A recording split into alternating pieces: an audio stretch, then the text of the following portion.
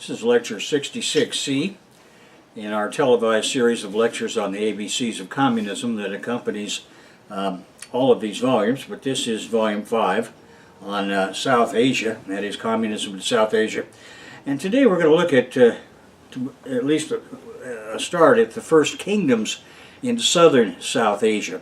Now, in our last lecture we saw that the agricultural revolution in South Asia led to Neolithic agricultural cultures in the Indus Valley by 7000 BP and in the lower Gangetic Valley by 5000 BP. Excellent examples are represented by the Bihirana findings that run 9,570 years to 8,200 BP in Haryana, India. The Lahorada findings that start at 9,000 BP in Uttar Pradesh, India. The Mehrgarh findings from 9,000 to 7,000 BP in Baluchistan, Pakistan. Now, we're dealing with Pakistan and India as the same thing now, because until after the British Empire collapsed and they divided it up in their interest into Pakistan and India, and then later redivided Pakistan with Bangladesh. All of that is a post-World War II phenomenon, but up until what we're talking about is South Asia 10,000 years ago. And so shortly thereafter, the agricultural revolution spread into southern India and northwards into Malwa by 3800 BP. And the first urban civilization of the region began with the Indus Valley civilization. The Bronze Age in the Indian subcontinent began around 5300 BP with the early Indus Valley civilizations, and it was centered on the Indus River and its tributaries that extended into the Ghaggar-Hakra River Valley, the Ganges, Yamuna, Doab, Gujarat, and southeastern Afghanistan area. Now, the Indus civilization is one of the three in the ancient East that, along with Mesopotamia and Pharaonic Egypt, was a cradle of civilization in the Old World, and is also the most expansive in area and population. The civilization was primarily located in modern-day India, in the provinces of Gujarat, Haryana, Punjab, and Rajasthan, and in Pakistan, present-day provinces of Sindh, Punjab, and Baluchistan, which are the mountains. Historically part of ancient India, it is one of the world's earliest urban civilizations, along with Mesopotamia and ancient Egypt. Inhabitants of the ancient Indus River Valley, the Harappans, developed new techniques in metallurgy, producing copper, bronze, lead, and tin. Now, the Indus slave stage flourished from about 4,600 to 3,900 BP, marking the maturation of urbanization on the subcontinent also. So we have the urban centers at Dholavira, Kalibangan, Ropar, Rakhigarhi, and Lothal in modern-day India, as well as Harappa, Ganarwala, and Mohenjo-daro in modern-day Pakistan.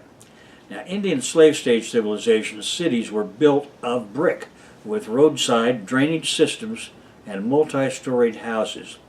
During the later Indian slave stage, class war led to the abandonment of the cities by 3,700 BP.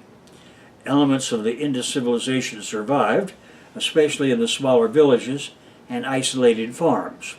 According to historian Upinder Singh, the general picture presented by the late Harappan phase is one of a breakdown of urban networks and an expansion of rural ones.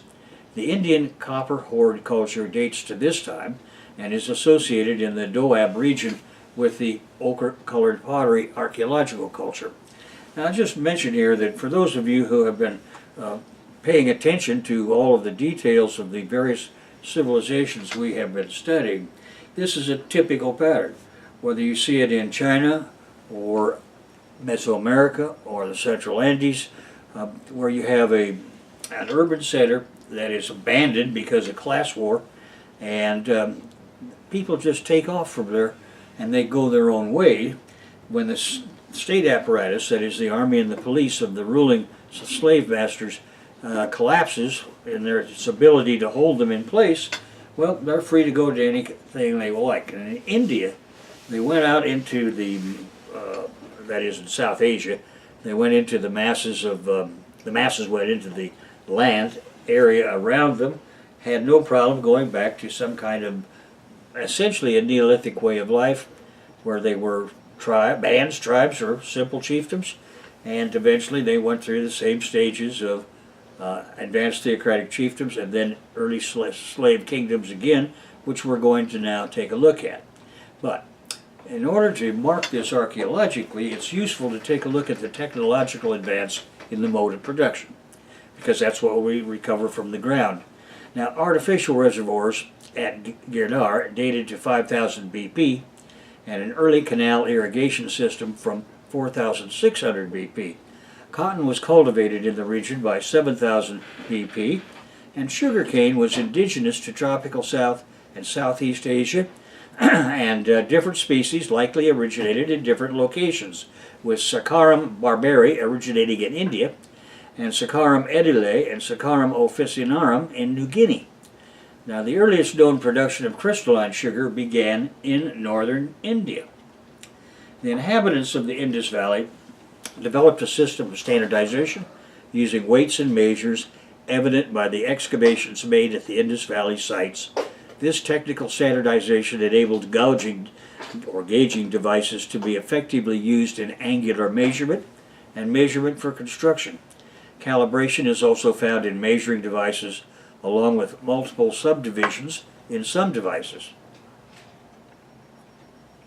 One of the earliest docks is at Lothal at 4400 BP, located away from the main current to avoid deposition of silt.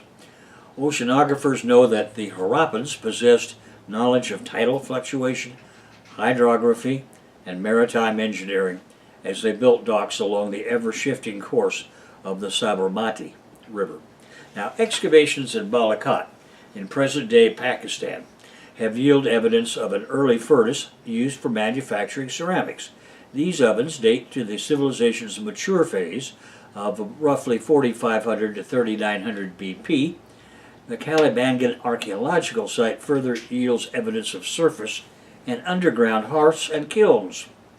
Now, based on archaeological evidence, Joseph E. Schwartzberg traces the origins of Indian cartography to the Indus Valley civilization of 4500 to 3900 BP, where the use of large-scale constructional plans, cosmological drawings, and cartographic material was known in India and had been with some regularity since the Vedic period of the 2nd to 1st millennium BC.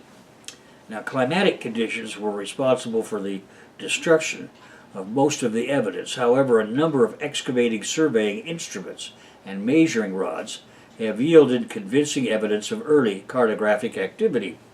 Schwartzberg holds that the surviving maps, though not numerous, there are a number of them with map-like graffiti. Now, these appear among the thousands of Stone Age Indian cave paintings, and at least one complex, a Mesolithic diagram, is believed to be a representation of the cosmos.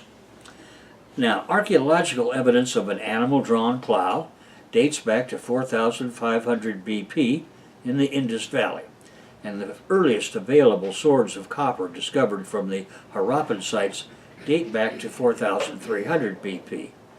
Now, this Harappa and Mohenjo-Daro, in case it doesn't jump right to mind, are along the Indus River, and that's on the eastern part of what's now India and in Pakistan. At any rate, swords have been recovered through the Ganges, Jamuna, Doab region of India, consisting of bronze but more commonly copper. Now, in India and Pakistan, we want to take a look at the first kingdoms and their mathematics and astronomy. The religious textbooks of the Vedic period discussed below provide evidence for the use of large numbers. Now, by the time of the last Veda, the Vedadasa Ita, around 3200 to 2900 BP, numbers as high as 10 and 12 were being included in the text. For example, the mantra, or the sacrificial formula, at the end of the anahoma, or food oblation rite, performed during the Asvameda, an allegory for a horse sacrifice, and uttered just before and during and just after sunrise. Now, it invokes powers of 10, from 100 to 1 trillion. The Satapatha Brahmana, 9th century BC, contains rules for ritual geometric constructions that are similar to the Subha or Sulba Sutras.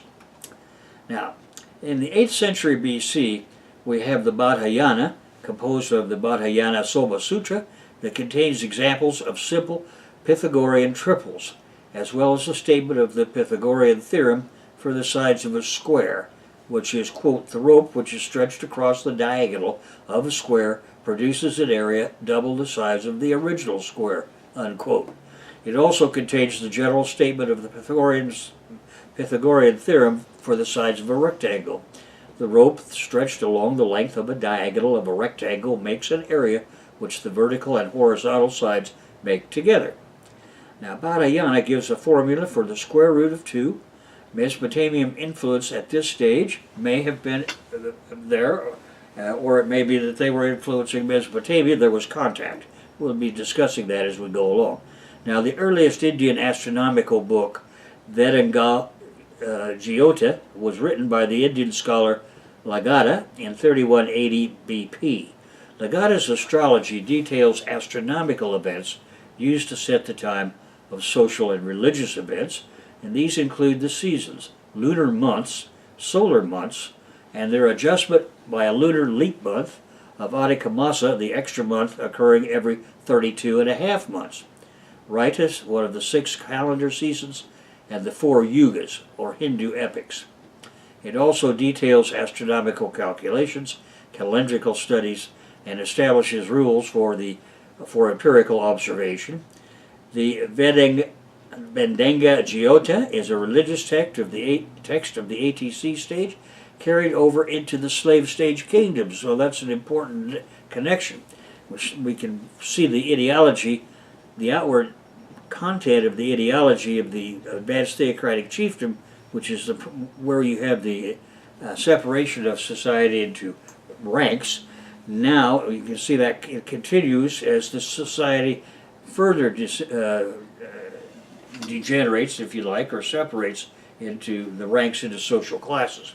Now, Vian Tripathi says it shows that 27 constellations, eclipses, 7 planets, and 12 signs of the zodiac were also known at that time. And he published an article called Astrology in India in the Encyclopedia of the History of Science, Technology, and Medicine in Non-Western Culture, 2nd edition, and I give the citation. It's a Springer book. And by the way, Springer has just sent me a note that they have a new free service of some kind where you can read new books from Springer, or at least parts of them, at no charge. At any rate, going to medicine, the Egyptian papyrus of Kahun, 3900 BP, and literature of the Vedic period in India offer early records of veterinary medicine. Kearns and Nash say in their 2008 Encyclopedia Britannica article that leprosy is described in the medical treatise Sushruta Samhita in the 6th century BC. The Sushruta Samhita was an Ayurvedic text containing 184 chapters and descriptions of 1,120 illnesses, 700 medicinal plants, a detailed study on anatomy, and 64 preparations from mineral sources and 57 preparations based on animal sources. Ayurvedic is the mind-body traditional health system invented in India and practiced to this day. And the Oxford Illustrated Companion to Medicine says leprosy and ritualistic cures for it were described in the Hindu religious book Atharva Veda, written in 3500 to 3200 BP. Now, cataract surgery was known to the physician Sushruta in the 6th century BC. Traditional cataract surgery was performed with a special tool called the Jababuki Salaka, which is a curved needle used to loosen the lens and push the cataract out of the field of vision. The eye would later be soaked with warm butter and then bandaged. Now, though this method was successful, Sushruta cautioned that it should only be used when necessary. The removal of cataract by surgery was also introduced into China from India. Now, a brief look at linguistics. During the 5th century BC, the scholar Panini made several discoveries in the fields of phonetics, phonology, and morphology. Panini's morphological analysis remained more advanced than any equivalent Western theory until the mid-20th century. Now, money. Metal currency was minted in India before the 5th century BC, with coinage, that is, from 400 BC to AD 100, being made of silver and copper and bearing animal and plant symbols on them. Which brings us to metallurgy. Zinc mines of Zawar near Udaipur, Rajasthan, were active by 400 BC. Diverse specimens of swords have been discovered in Fatehgarh, where there are several varieties of hilts. Sword hilt. These swords have been variously dated to periods between 3700 and 3400 BP, but were probably used more extensively during the opening centuries of the first millennium BC. Now, archaeological sites such as Malhar, Dadapur, Rajanala Katila, and Laharadawa in present-day Uttar Pradesh show iron implements from the period between 3800 BC and 3200. Now, early iron objects found in India are dated to 1400 BP by radiocarbon. By the early 13th century BC, iron smelting was practiced on a bigger scale in India, so it had to have been invented much earlier. And in southern India's Mysore, iron appeared as early as the 11th to 12th centuries BC. These developments were too early for any significant close contact with the northwest of the country. Now, the Iron Pillar of Delhi was erected at the times of Chandragupta II, Vikramaditya, from AD 375 to 413, which stood without rusting for around 2 millennia. The Rasaratna Sumakaya in AD 800 explains the existence of two types of ores for zinc metal, one of which is ideal for metal extraction, while the other is used for medicinal purposes. And now we come to what are in fact 17 kingdoms, but in much of the literature were referred to as 16 kingdoms, but at any rate, they existed in ancient India from the 6th to 4th centuries BC. These were class-divided, state-organized dictatorships of monarchs in the 17 kingdoms of Anga, Asaka, Avanti. Anyway, I go ahead and name them. They'll be in the book for those of you who get Volume 5. A major turning point in Indian history, this period witnessed the emergence of India's first large cities after class war destroyed the classical Indus Valley slave-stage cities. Now, archaeologically, this period corresponds in part to the northern black polished ware culture. In the aftermath of these class wars, remnants of the old social order scattered across the subcontinent. Such remnants included many newly established band, tribal, and simple chiefdom communities that I was just mentioning.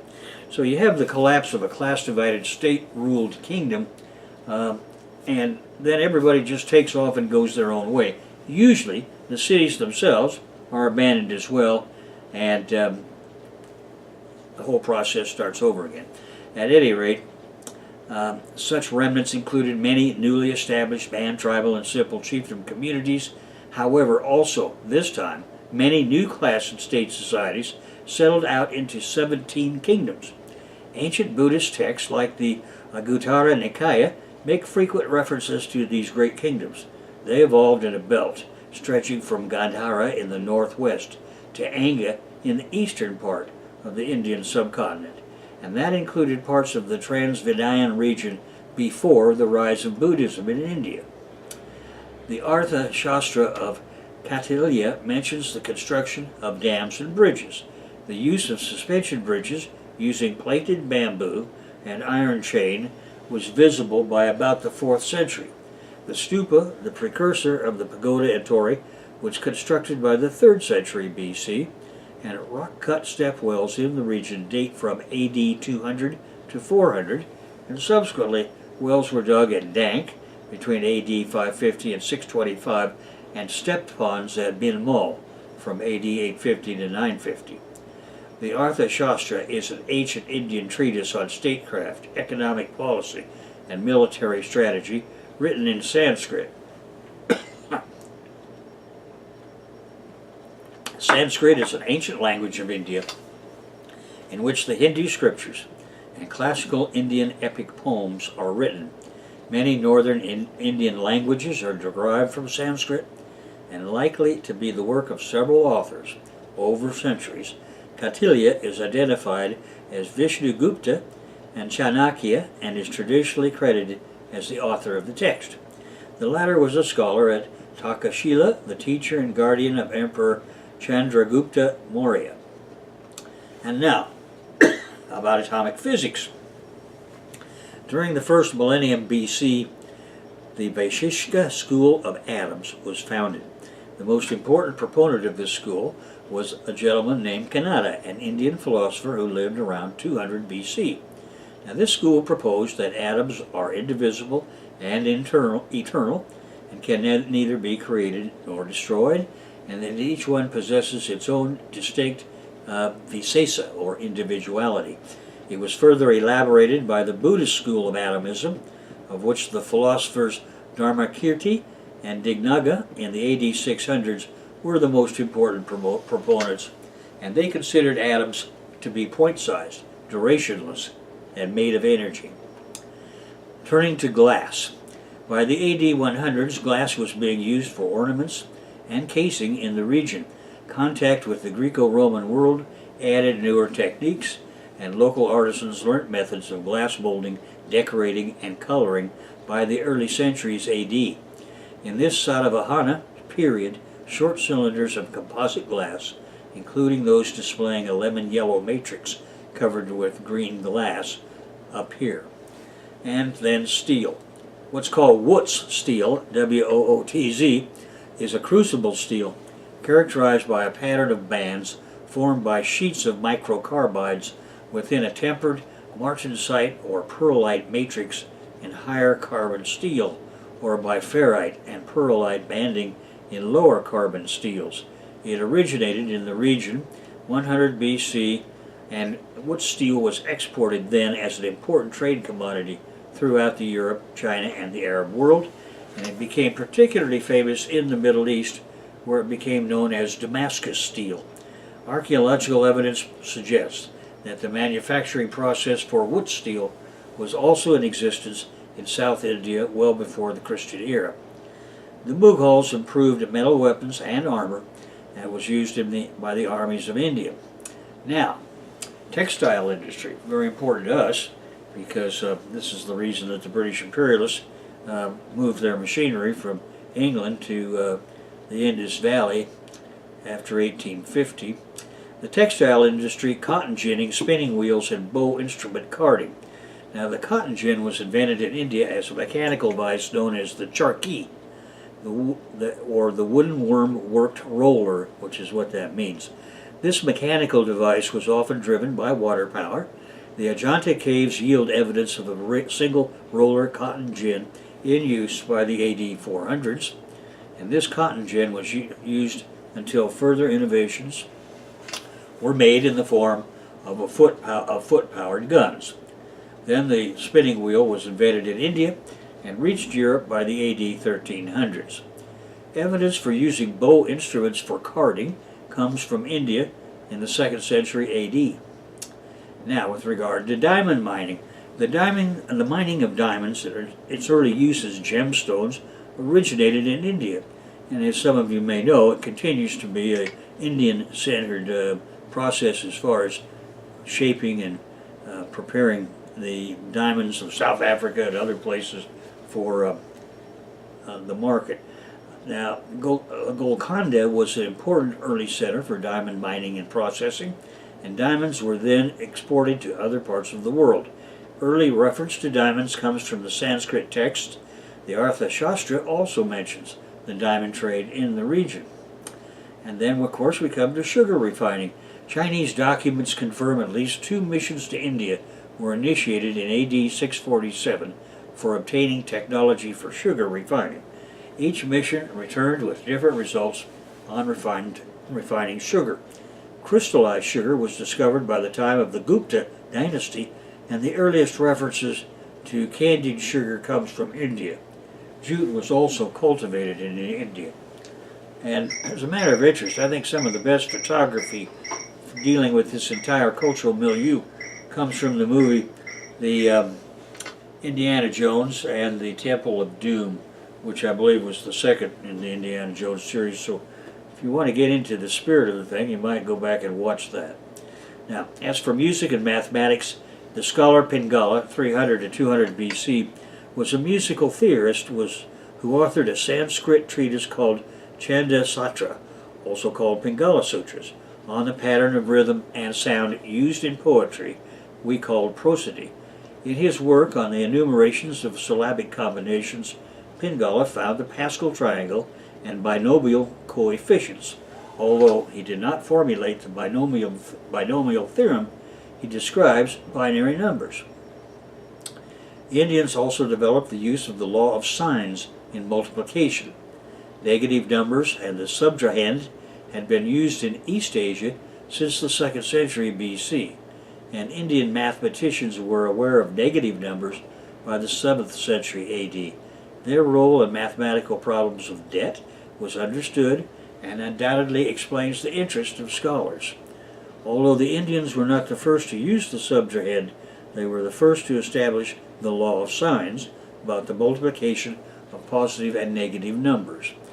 All of this is simple algebra, as I think you know. These did not appear in the East Asian texts until AD 1299. Consistently correct rules for working with negative numbers were formulated, and their diffusion led the Arab intermediaries to pass it on to Europe, by which they mean the traders. A decimal number system using hieroglyphics dates back to 5000 BP in Egypt and was later used in ancient India, where the modern numeration system was developed by the 9th century AD, and the Hindu-Arabic numeral system was transmitted from India through the Middle East and then to the rest of the world. The concept of zero as a number, and not merely as a symbol for separation, was made by Indian scholars. In India, practical calculations were carried out using zero, which was treated like any other number by the 9th century AD, even in the case of division. Now, the Brahmagupta from AD 598 to 668 was able to find integral solutions of the indeterminate quadratic equation that 1,000 years later Europeans would call Pill's equation. Conceptual design for a perpetual motion machine by Bhaskara II dates to AD 1150, wherein he describes a wheel that would run forever. The trigonometric functions of sine and versine, from which to derive the cosine, were used by the mathematician Aryabhata in the late 5th century. The calculus theorem, we call Rolle's theorem, was stated by the mathematician Bhaskara II in the 12th century AD. Now for a very important thing for capitalist development in India with the beginning of the British imperialist period, the subject of textile dyes on muslin. Now indigo was used as a dye in India, which was also a major center for its production and processing. The bean plant, Indigofera tinctoria, was used to create a variety of indigo and was domesticated in India. Indigo, used as a dye, made its way to the Greeks and the Romans from India via various trade routes and was valued as a luxury product. The cashmere wool fiber, also known as pasham or pashmina, was used in the handmade shawls of Kashmir. The woolen shawls from Kashmir region find written mention between the 3rd century BC and the 11th century AD. Muslin as a fabric was named after the Mesopotamian city of Mosul, but the fabric actually originated from Dhaka in what is now Bangladesh. In the 9th century, an Arab merchant named Suleiman notes its origin in Bengal, where it was known as Rumel in Arabic.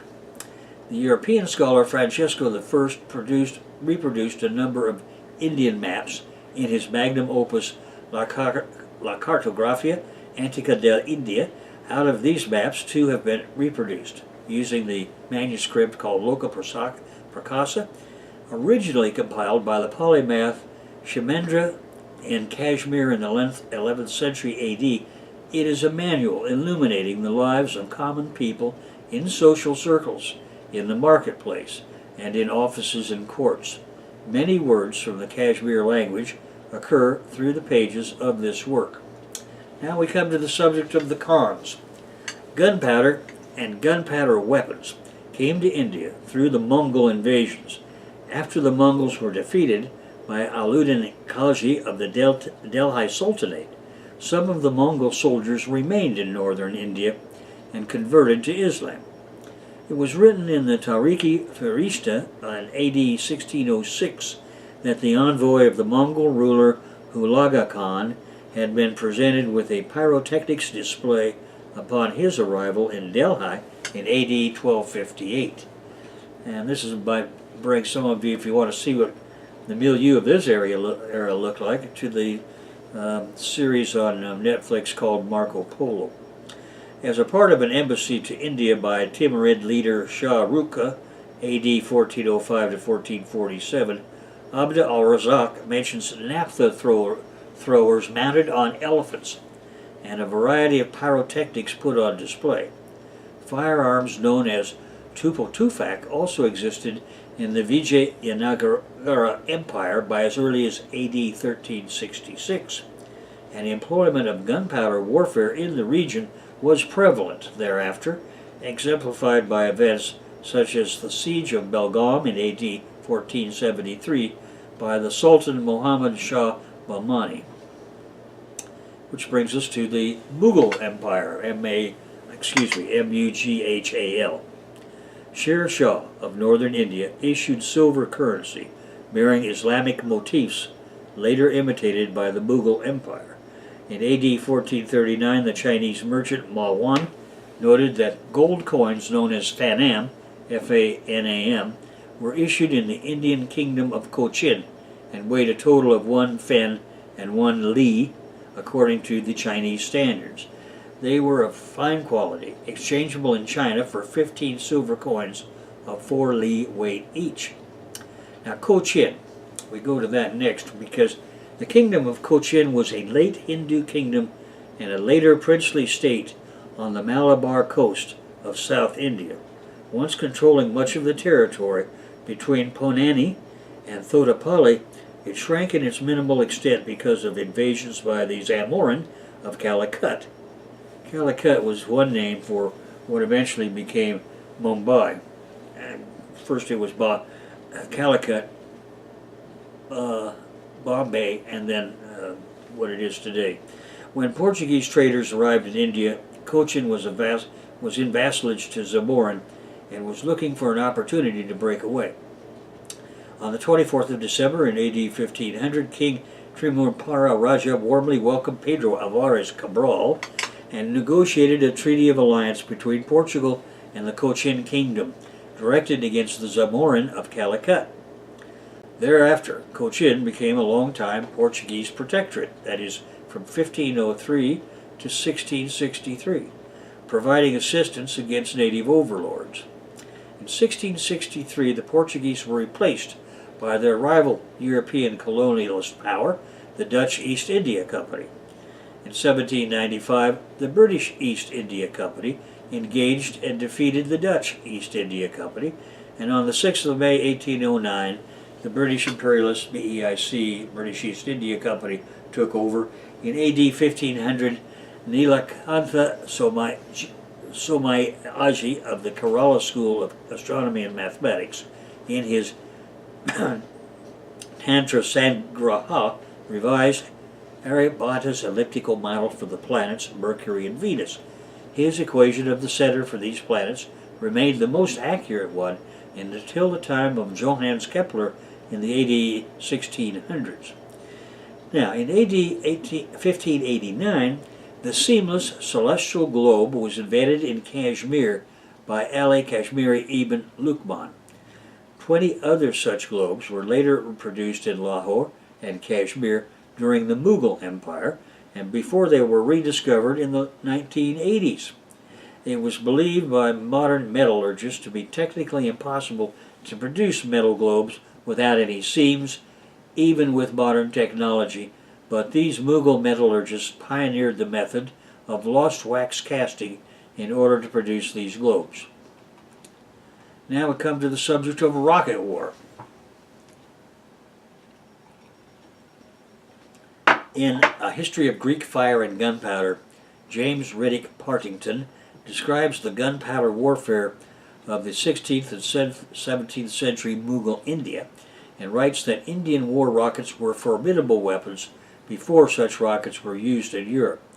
The Mughal rockets were made of bamboo rods and had iron-pointed projectiles, that is, iron arrow points, on them, with an explosive finned rocket body lashed to them.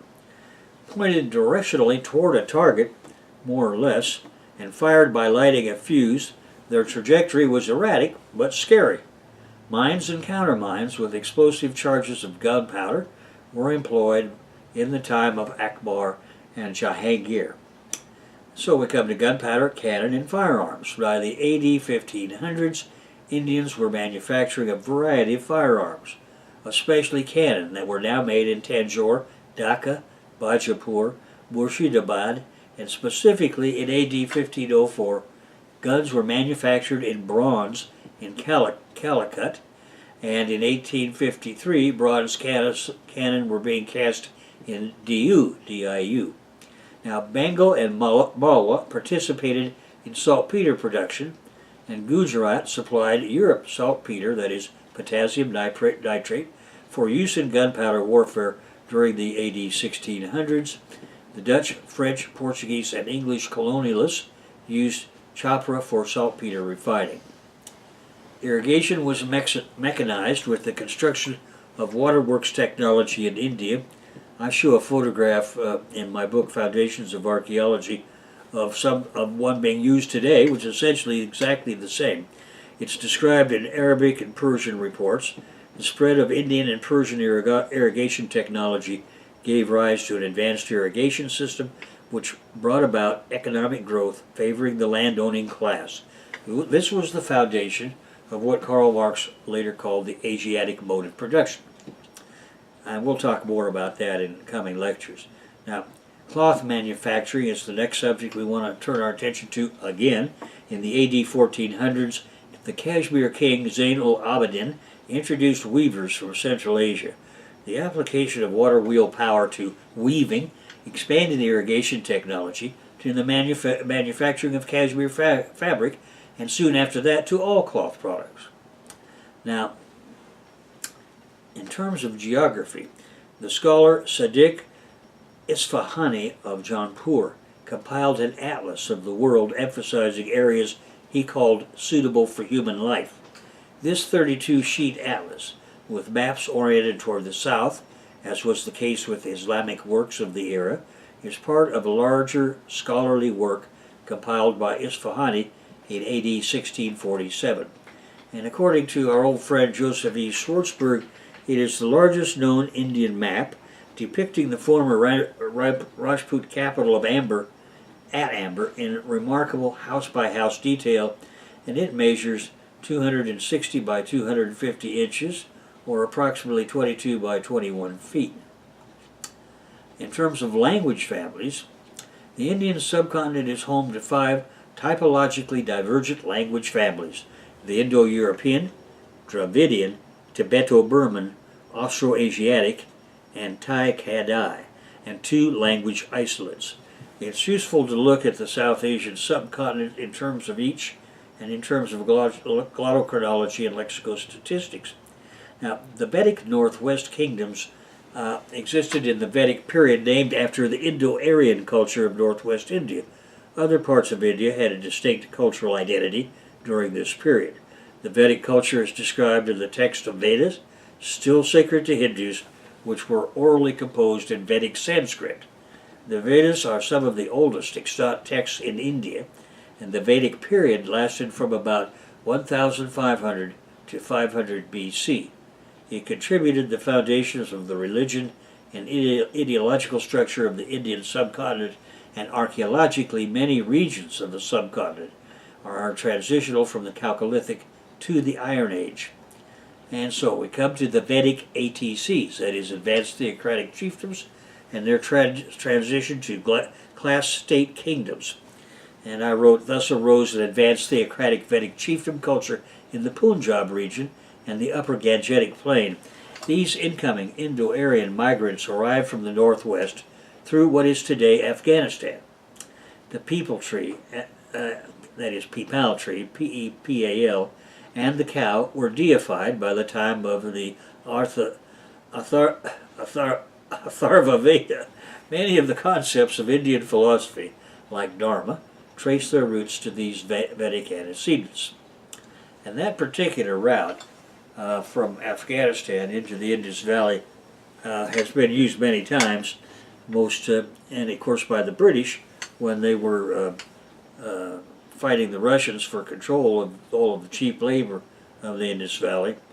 And when you stop and think about it, you remember in our first lectures about the Lower Paleolithic in India, the earliest dates are in Pakistan at about 1.9 million years ago, and the next earliest days are in the Caucasus, which makes me think that we should be looking in the future at the possibility that people moved first into the Indian or the South Asian continent by way of the Caucasus, which makes a lot of sense for a variety of reasons. At any rate, that's just an observation that's not that important right now. Their ATC Vedic society is described in the Rig Veda, the oldest Vedic text. It was compiled during the 2nd millennium BC in the northwest Indian subcontinent.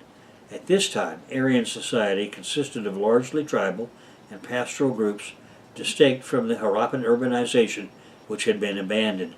The early Indo-Aryan presence corresponds, at least in part, to the ochre-colored pottery archaeological culture. Now, the rise of Vedic class-state society. The end of the Vedic period saw Aryan society expanding from the northwestern region of the Indian subcontinent into the western Ganges plain. It became an early manifestation of mechanized irrigation agriculture. Emerging from the top ruling ranks were classes organized into a hierarchy of de facto owners and NCO bureaucrats who ruled over the farmers and other professional specialists, thus into 4 varnas, or social classes. This social structure was justified by combining the old belief systems of the native cultures of northern India, at least as they were centuries after the collapse of the Indus Valley, that is Harappa, for example. Eventually the new emerging Vedic official ideology excluded some working people, labeling their occupations as impure. In short, the previous advanced theocratic chiefdoms coalesced into kingdoms called Janapadas. Along the way, these emerging kingdoms swept up surrounding tribal and simple chiefdom societies in their respective areas and placed them in a tributary status, paying tribute. Now we come to the Kuru kingdom, K-U-R-U, emerging from the battle of the 10 kings fought between the Puru Vedic Aryan kingdoms of the Bharatas was the Kuru kingdom. It was the first class and state society of Vedic India. And then Sanskritization of upward mobility. Now, simultaneously with the emergence of the codified class structure of northern India, India's ruling class approved a process for upward mobility. This process was part of the adaptation of social life to Brahmin axioms called syncretization, wherein local gods were fused into syncretic combination. A lowly caste of the extant hierarchy on an entire subjugated tribe seeking upward mobility could get there by emulating certain prescribed rituals and practices of the priests. In reality, of course, it was another way of assuring feudal society of social peace by making a way up for those squeaky wheel castes, and or as reward for some services rendered, and as always for payment to the priests, of course, of substantial amounts of cash. Now, these priests preached the Brahman absolute reality theory written in the Upanishad philosophical texts. This was a lot of bullshit, justifying the rule of the few over the many, but meanwhile the Hindu religion of the AD period stressed devotion, that is bhakti, to particular gods, especially Shiva and Vishnu. Again, in that movie, Indiana Jones and the Temple of Doom, you see the representations of and significance of some of these gods. The Brahman philosophy. In Hinduism, Brahman means the highest universal principle, the ultimate reality of the universe. That absolute ultimate is the formal and final cause of all that exists. It is the pervasive, infinite, eternal truth and bliss that does not change, yet is the cause of all change. Brahman is the single, binding unity behind all existing diversity in the universe. Its real purpose, like all ideologies of the slave and feudal servitude epic, was to justify the extant class structure of the few owners of the means of production and their dictatorship over the masses of farmers and professional specialists.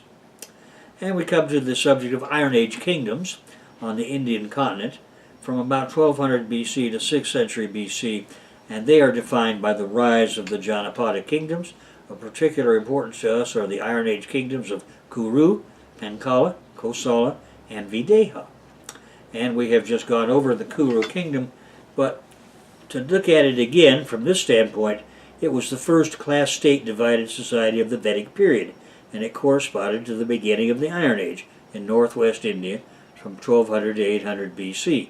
And that Iron Age corresponds to the composition of the Athara Veda that was the first Indian text to mention iron, and it calls it Sayama Ayas, or literally black metal. The Kuru kingdom witnessed the organization of Vedic hymns into collections and developed the orthodox Shraddha ritual to uphold the social order. Two important figures of the Kuru polity were the king Parikshit and his successor Janamejaya. These men transformed this realm into the dominant political and cultural power of northern India and of the northern Iron Age India.